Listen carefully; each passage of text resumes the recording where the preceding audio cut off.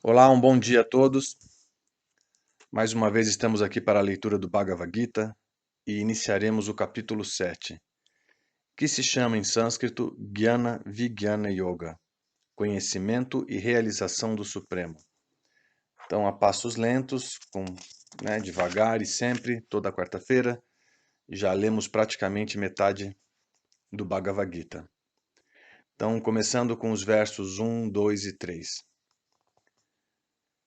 Shri Bhagavam Uvacha Maya Shakta Manaparta Yogam Junjam Madashraya Asam Shayam Samagramam Jata Gyashasi Chatrinu Gyanam Te Aham Savigyanam Idam Vakshami Asheshata Jagyatva Neha Bhuyo Nyaj Gyatavyam Avashishyate Manushanam Sahasreshu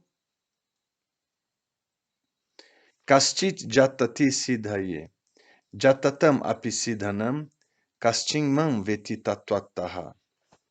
Tradução.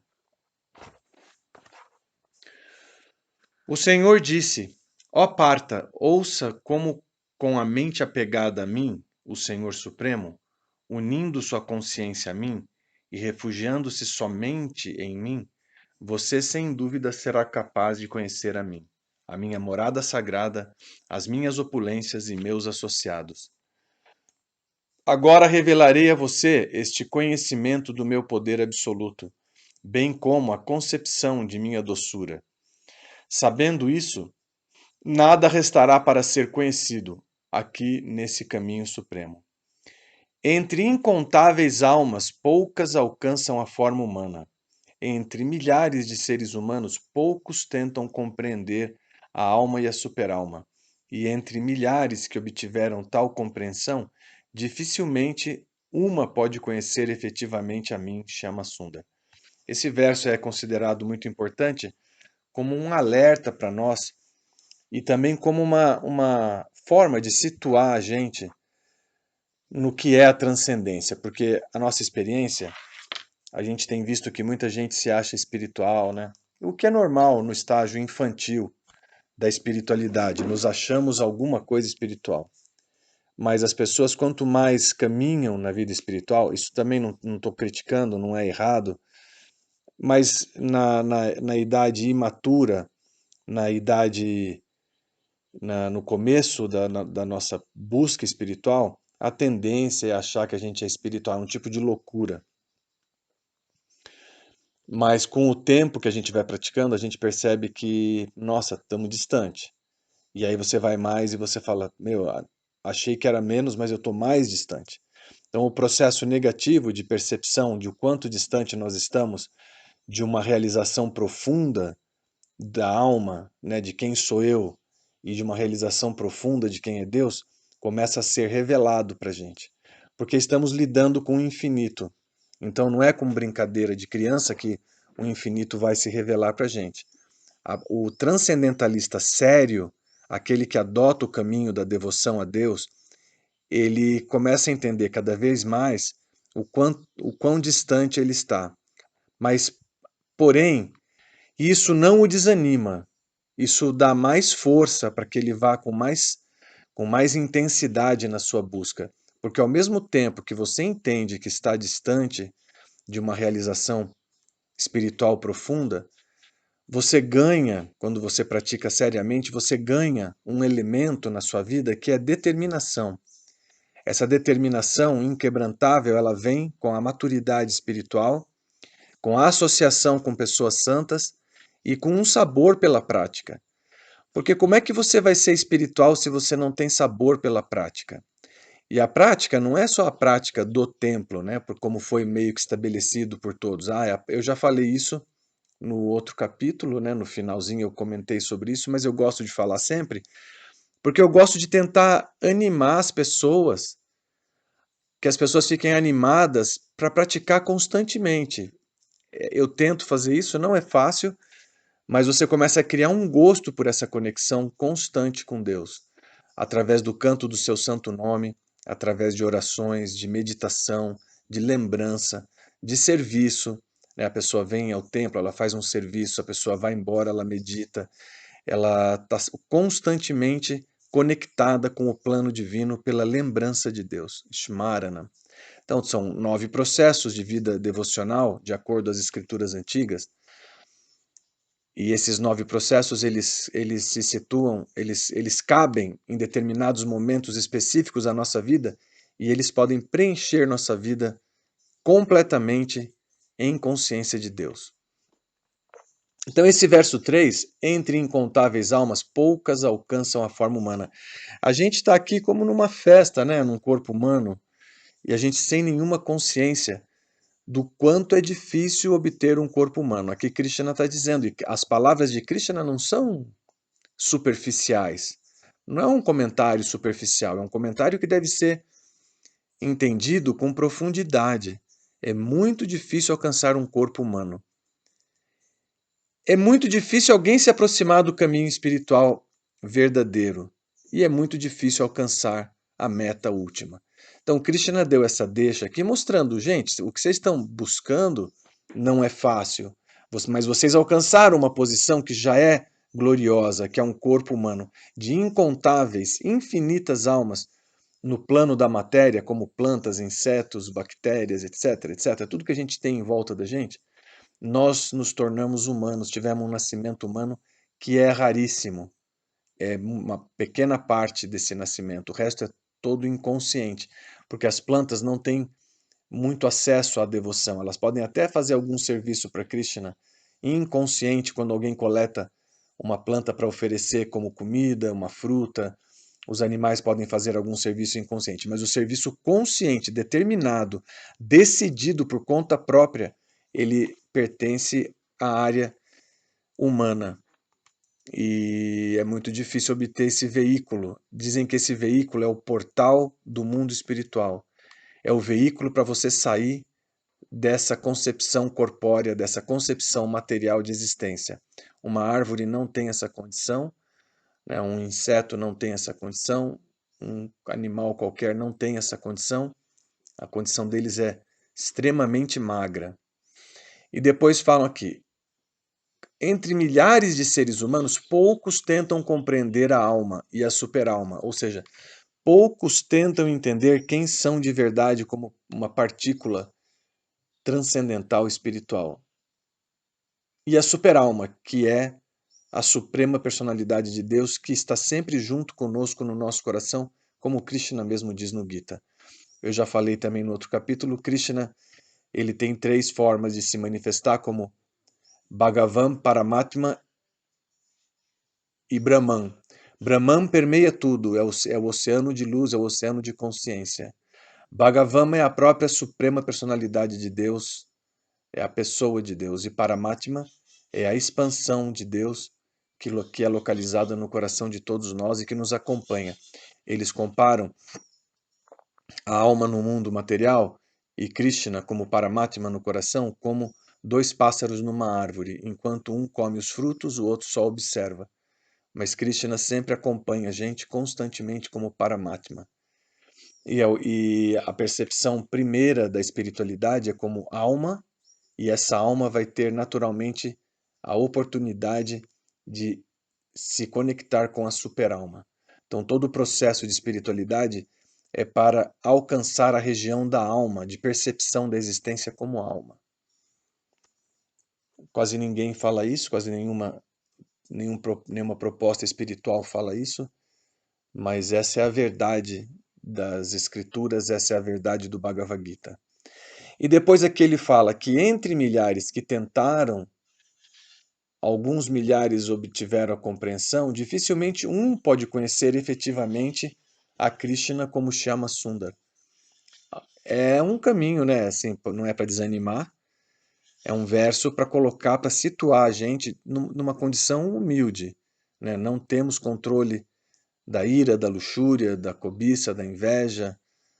A gente está sempre mergulhado no oceano da ilusão, mas algumas almas que estão nessa roda de samsara, nascendo e morrendo, elas resolveram procurar por Krishna, procurar pela realidade suprema. Isso muito poucas almas alcançam, mas dentro do plano da eternidade, Você pode ser uma dessas poucas que alcançou. Então a gente tem que sempre pensar que eu vou ser um deles que vai alcançar. O meu guru, uma vez ele falou para mim, ele falou, se 9 forem aprovados, eu tenho que estar entre os 9. Se apenas um for aprovado, eu tenho que ser esse um. Então essa é a nossa mentalidade, né? Teve gente que prestou vestibular, eu conheci uma pessoa que prestou vestibular durante 7 anos para entrar em medicina e ela não desistiu enquanto não entrou. Então nós temos que fazer nosso vestibular para alcançar a realidade espiritual para o resto da nossa vida. A gente nunca pode desistir dessa meta última. A gente tem que sempre ganhar forças novas com boa associação, com pessoas queridas que possam ajudar a gente nessa jornada, porque a jornada solitária é para poucos. A nossa jornada ainda depende, e de acordo com o que a gente entendeu das Escrituras, sempre terá companhia, companhia de pessoas que têm afinidade com a gente, não é uma obrigatoriedade, mas a gente encontra amigos na jornada que, entre os amigos, nós discutimos a ciência espiritual e praticamos o serviço amoroso a Deus em conjunto. Então vamos aqui para versos 4 e 5. Bumirapo nalayo, desculpa, de novo.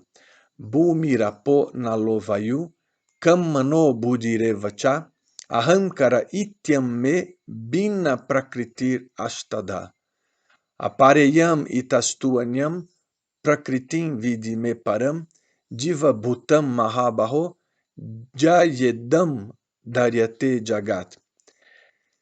Então são os versos 4 e 5, tradução. Terra, água, fogo, ar, espaço, mente, inteligência e ego são as 8 divisões da minha potência ilusória desse mundo. Ou seja, tudo nesse mundo trimodal, tudo nesse mundo das 3 modalidades, de Raja Guna, Sattva Guna e Tamoguna, bondade, paixão e ignorância, é a tradução de Raja, Tamas e Sattva, ou seja, Raja, paixão, Tamas, ignorância, Sattva, bondade. Essas 3 formas de atuar no mundo existem em tudo, e esse mundo é formado de 8 elementos. O nosso corpo é formado de 8 elementos: terra, água, fogo, ar, espaço, mente, inteligência e ego. São as 8 divisões de minha potência ilusória desse mundo. Interessante, né? Que o espaço é um elemento, sem o espaço nada existe. Mas é um elemento da matéria, ou seja, estamos num lugar construído por esses elementos. E o corpo também é construído por esses elementos. Ou seja, é uma forma também de você entender que o corpo é apenas um veículo a ser bem cuidado para Deus, a ser bem cuidado para o propósito da espiritualidade e até do bem viver aqui, mas não somos nós. Verso 5. Ó poderoso herói Arjuna, essa natureza material externa é inferior, mas saiba que superior a essa natureza é minha potência marginal composta das almas individuais. A existência mundana é adotada pelas almas para o desfrute através de atividades fruitivas. O mundo divino emana de minha potência interna e o plano material de minha potência externa. A potência das entidades vivas é conhecida como marginal, porque elas estão constitucionalmente situadas num ponto intermediário entre esses 2 planos. Elas podem optar por residir tanto no plano material como no plano divino. Ou seja, a alma é uma potência de Deus. Potência em sânscrito quer dizer, é chamado de Shakti. A alma é um Shakti, uma potência de Deus. Essa potência de Deus se situa num plano entre o reino de Deus, o mundo espiritual, e o reino material, que também é divino, porque é criação dele, mas é uma outra potência. Então, o mundo material é criado pela potência externa, chamada Maya Shakti, e o mundo espiritual é criado por uma potência interna de Deus. E esse mundo é chamado de Vaikunta. Então, a alma, porque ela se situa entre um mundo e outro, ela tem o livre-arbítrio tanto de descender na sua percepção. Estamos percebendo o mundo como num sonho, estamos percebendo o mundo aqui, né?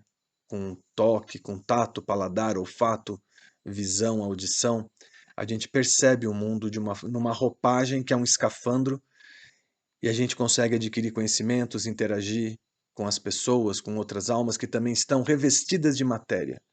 Mas é uma percepção, como no sonho também você tem uma percepção que está na praia, que você está às vezes no fundo do oceano, eu já sonhei que estava no fundo do oceano nadando.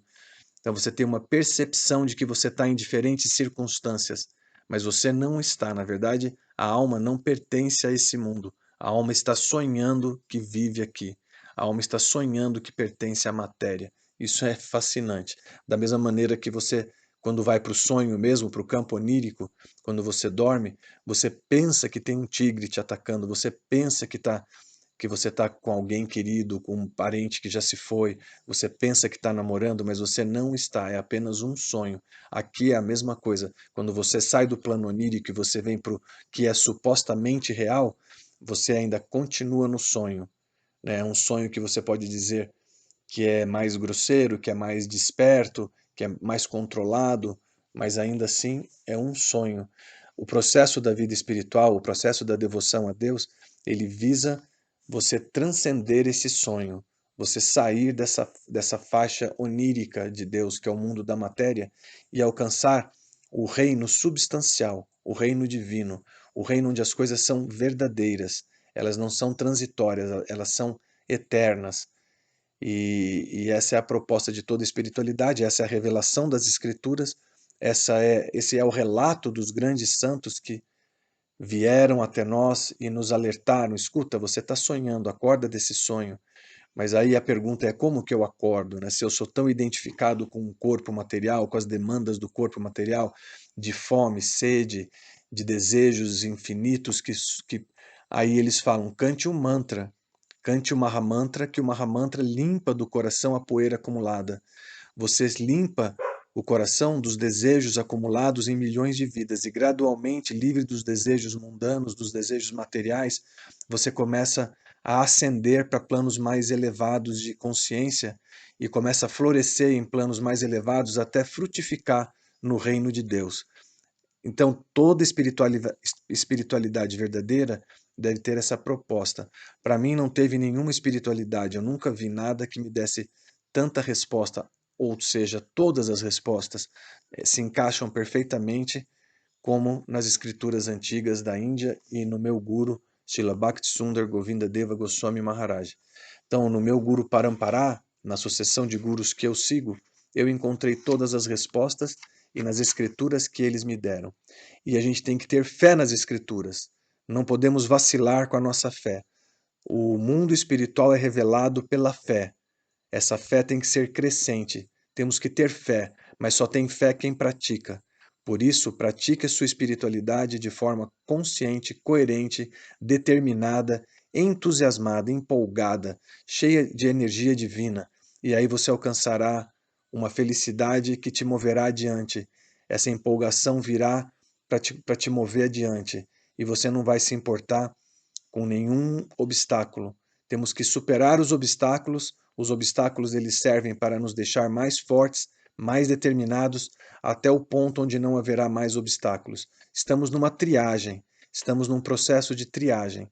Krishna vai querer saber se nós estamos querendo progredir para desfrutar de um lugar celestial sem ele. Isso existe também, né, no plano da matéria. Eu percebo que muitos espiritualistas, eles não querem servir a Deus, eles querem um lugar sem sofrimento. Só isso. E Krishna vai dar, mas esses lugares sem sofrimento, eles são temporários. Você vai ter que sair deles de novo. Então nós queremos efetivamente serviço amoroso a Deus. E é dito que nenhum lugar de desfrute na matéria, em lugares celestiais, se compara ao amor puro por Deus, que é chamado de prema. Então, mais uma vez, terminamos a nossa leitura, começamos o capítulo 7 e terminamos aqui no verso 5. Da próxima leitura, iniciaremos no verso 6 do capítulo 7. Um bom dia a todos, um grande abraço, fiquem com Deus, Hare Krishna.